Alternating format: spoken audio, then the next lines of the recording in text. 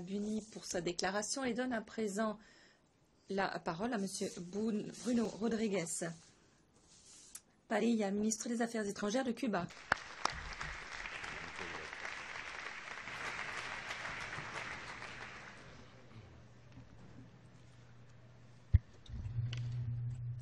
Señor Presidente. Monsieur le Président, Monsieur le Secrétaire général, Excellences, Mesdames et Messieurs les chefs d'État et de gouvernement, Excellences, Mesdames et Messieurs, nous vivons dans un monde mondialisé qui se dans une époque caractérisée par la menace qui pèse sur la survie même de l'espèce humaine. Le gouvernement des États-Unis et l'OTAN ne parviendront pas à inverser cette tendance en organisant un nouveau partage du monde par la force des armes. Mais le risque sérieux existe qu'en essayant de le faire, ils rendent ce monde ingouvernable.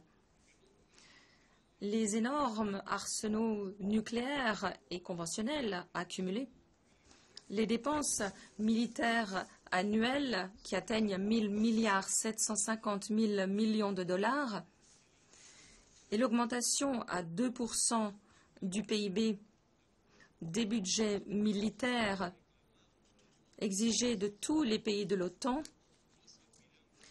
ne permettront pas de venir à bout des problèmes de la pauvreté, de la faim, des épidémies, des flux de migration, pas plus qu'ils ne parviendront à régler la crise de l'économie mondiale, la crise environnementale, alimentaire, énergétique et hydrique.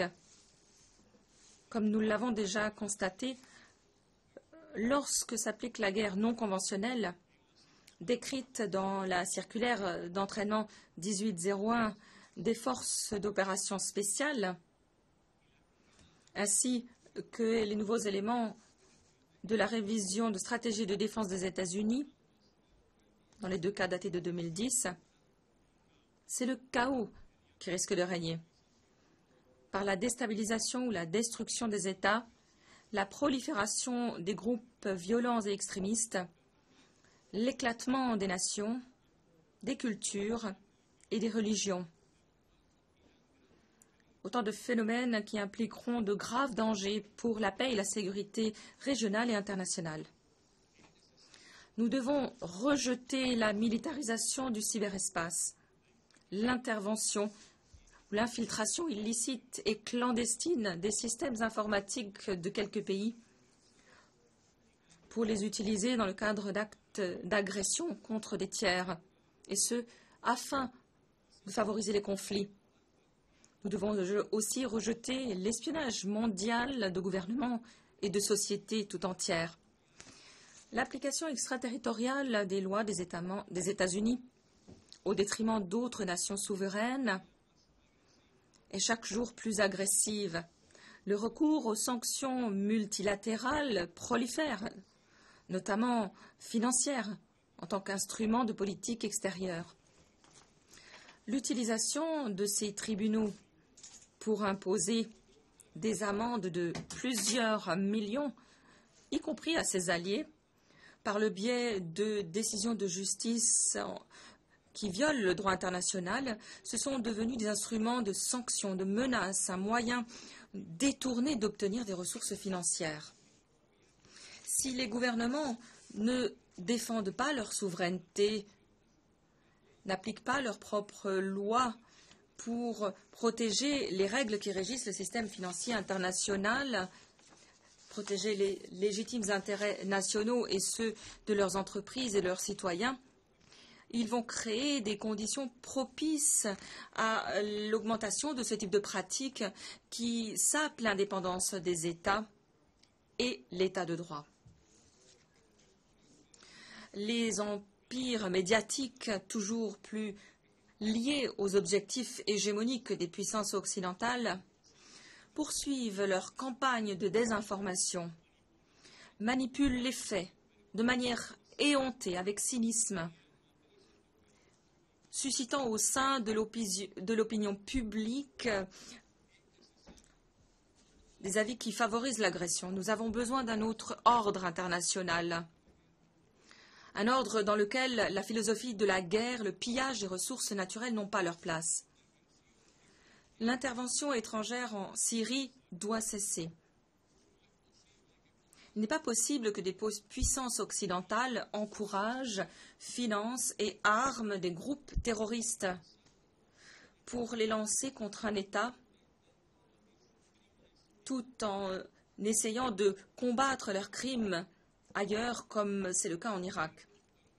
Le gouvernement des États-Unis viole le droit international lorsqu'il lance, en marge de l'Organisation des Nations Unies, des bombardements unilatéraux sans respecter les frontières ou les États souverains. Et ce, en se cachant derrière des coalitions douteuses. Les tentatives de déployer l'OTAN jusqu'aux frontières de la Russie ont de graves conséquences sur la paix et la sécurité internationale et sur la stabilité en Europe. Les sanctions imposées à la Russie sont immorales et injustes. Le déploiement stratégique nord-américain en Asie et dans le Pacifique est source de danger pour la souveraineté de toutes les nations de la région. Les crimes perpétrés par Israël contre le peuple palestinien, récemment encore dans la bande de Gaza, ne doivent pas rester impunis. Par le biais d'un veto au sein du Conseil de sécurité, la Palestine doit être membre des Nations Unies.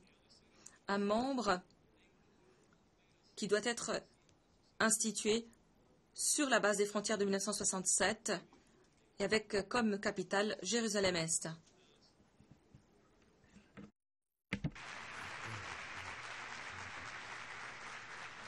L'Assemblée générale doit exercer les prérogatives que lui confère la Charte. Dans cette situation internationale instable et dangereuse, pleine de dangers et de menaces, le Conseil de sécurité doit être rebâti sur la base de la démocratie, de la transparence, de la représentativité équitable des pays discriminés au Sud, en tant que membres permanents et non permanents, sur la base de la crédibilité, du respect strict de la Charte des Nations Unies, sans double mesure, sans procédure obscure ni veto anachronique. L'Organisation des Nations Unies exige une réforme en profondeur et la défense de ses principes. Le secrétaire général doit être le défenseur, le garant de la paix internationale. Monsieur le Président, les 1200 millions de personnes qui vivent dans la pauvreté extrême, les 842 millions d'individus qui souffrent d'une faim chronique, les 774 millions d'adultes analphabètes, les 57 millions d'enfants non scolarisés, nous confirment que les objectifs de développement du millénaire, questionnables au plan méthodologique, n'étaient qu'un mirage. La volonté politique a manqué et continue de manquer au sein des gouvernements des États industrialisés, où prévaut l'égoïsme aveugle et inefficace. Les multinationales voraces continuent de concentrer la propriété. L'inégalité dans la distribution des richesses est toujours plus brutale. Nous devons indéniablement instaurer un nouvel ordre économique international. Dans ces circonstances, l'adoption du programme de développement de l'après 2015 peut difficilement susciter un espoir, mais nous devons néanmoins essayer de l'adopter. Il doit résulter d'une négociation intergouvernementale sans exclusive. Le document qui sera adopté ne devra pas être l'interprétation donnée par certains du consensus, mais être réellement le fruit d'un consensus. il est urgent d'accorder la priorité à l'Afrique subsaharienne. Nous devons faire face de manière conjointe et décidée sur la base d'une coopération suffisante et digne de ce nom. Nous devons, disais-je, faire face à l'épidémie de maladie à fièvre Ebola qui touche plusieurs pays du continent. Cuba a décidé de maintenir sa coopération médicale dans les 32 pays africains où interviennent plus de 4000 spécialistes. Cette coopération sera étendue sous la houlette de l'OMS aux autres pays les plus affectés, comme nous l'avons indiqué.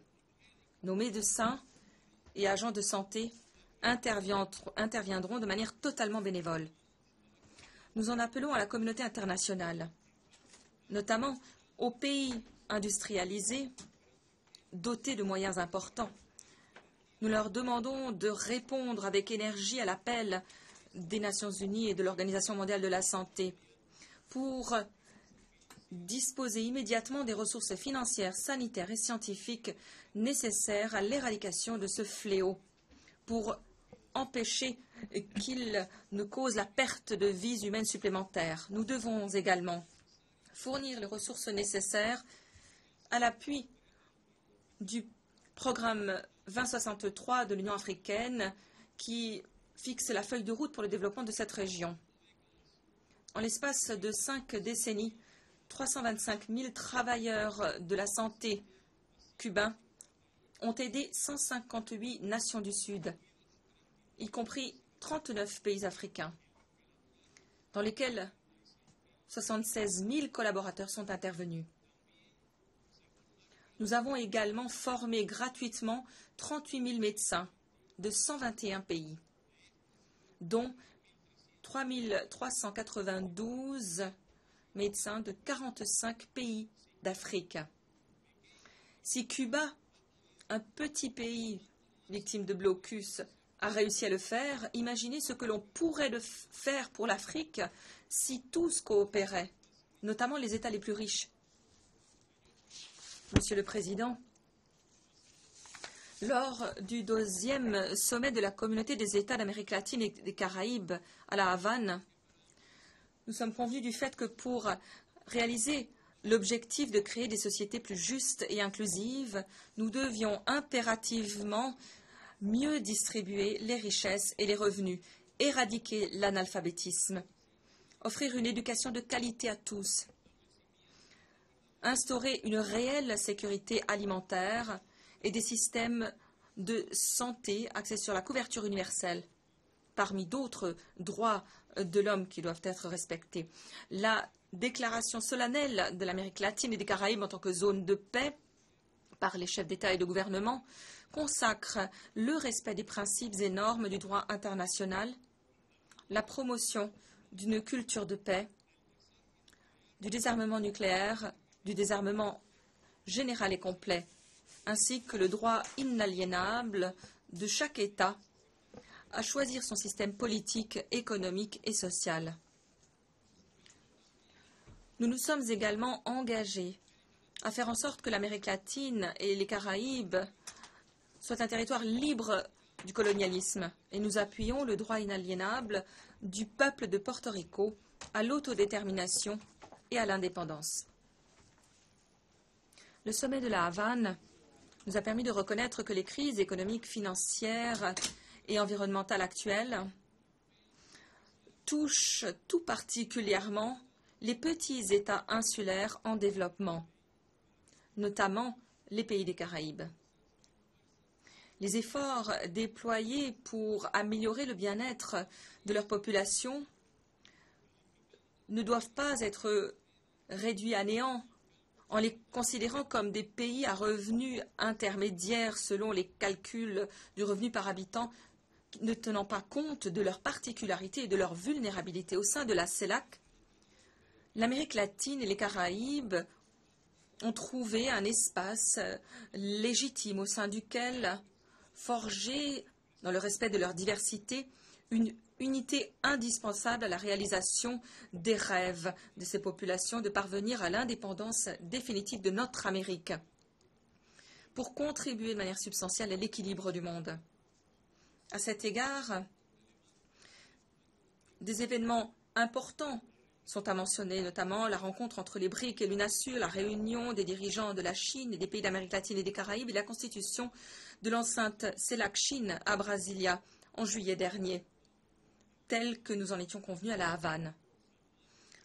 Nous félicitons de la déclaration de Fortaleza adoptée au Brésil aussi, à l'occasion du 6e sommet des BRICS, dont les économies représentent 25% du PIB mondial et dont les pays représentent près de 40% de la population de la planète.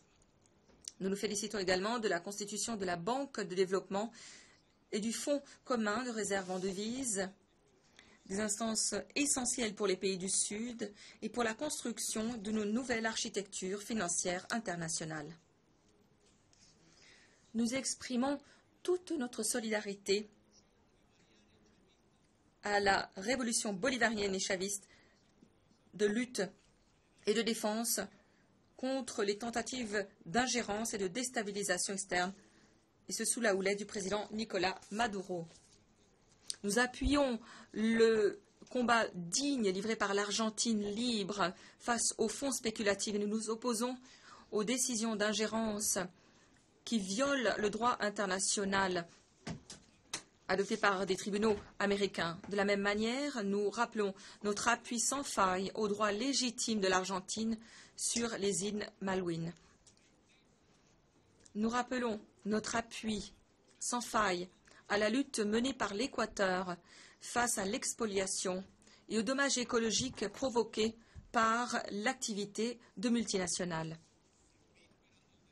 À l'aube de la décennie internationale des descendants d'origine africaine, cette année, nous célébrons le 210e anniversaire de l'indépendance d'Haïti, dont la révolution contre l'esclavage et pour l'indépendance a été le précurseur de mouvements de libération en Amérique latine et dans les Caraïbes. Haïti mérite une contribution spéciale à sa reconstruction, à son développement, sous la houlette de son gouvernement. Nous encourageons la communauté internationale à l'aider. Nous appuyons les demandes des Caraïbes à bénéficier de mesures de réparation suite aux horreurs de l'esclavage perpétré à l'époque des colonies. Monsieur le Président, le département d'État a une fois encore inscrit Cuba sur sa liste unilatérale et arbitraire d'États qui parrainent le terrorisme international. L'objectif réel de cette liste est d'imposer des mesures plus dures encore à nos transactions financières internationales et de justifier la politique de blocus. Sous le gouvernement actuel, nous avons enregistré une recrudescence sans précédent des mesures extraterritoriales au titre du blocus. Un accent particulier a été mis sur les interventions financières par le biais de peines de sanctions d'amende de plusieurs millions imposées à divers établissements bancaires. Je citerai notamment l'amende injuste et scandaleuse imposée à la banque française BNP Paribas. Les tentatives de déstabilisation de Cuba persistent. L'on appuie toujours plus le recours aux méthodes cachées qui passent par la technologie de l'information et de la communication. Le projet Zunzuneo de l'USAID viole non seulement les lois cubaines, mais aussi les lois de son propre pays. Il est la preuve la plus évidente de ce qui précède. Les dernières révélations en date concernant l'utilisation de nos jeunes de notre continent, financés et exécutés par USAID, confirment les plaintes réitérées du gouvernement cubain sur le maintien des plans illicites qui visent à modifier l'ordre interne en violation de la souveraineté cubaine et de pays tiers. Nous devons rappeler que ce mois-ci, nous célébrons le 16e anniversaire de l'emprisonnement injuste de 3 Cubans Gerardo, Ramón et Antonio, qui ont fait face avec grand altruisme les tentatives terroristes menées en territoire nord-américain contre notre pays. Je le rappelle, au nom du peuple et du gouvernement de Cuba, nous ne baisserons pas les bras tant qu'ils ne seront pas rentrés dans notre patrie. Cuba reste serein et disposé au dialogue, un dialogue respectueux, responsable, sur la base du principe de la réciprocité avec le gouvernement des États-Unis. Dans le même temps, nous avançons sur la voie de l'actualisation de notre modèle socio-économique sur fond d'une crise économique mondiale et d'un blocus toujours plus dur. L'actualisation du modèle socialiste cubain vise à garantir le bien-être, l'équité et la justice sociale pour tous les Cubains. Les changements opérés visent à préserver les conquêtes de la Révolution, conquêtes pour lesquelles tant de générations ont lutté. L'objectif est de bâtir un socialisme cubain toujours plus juste, prospère et durable. Je vous remercie.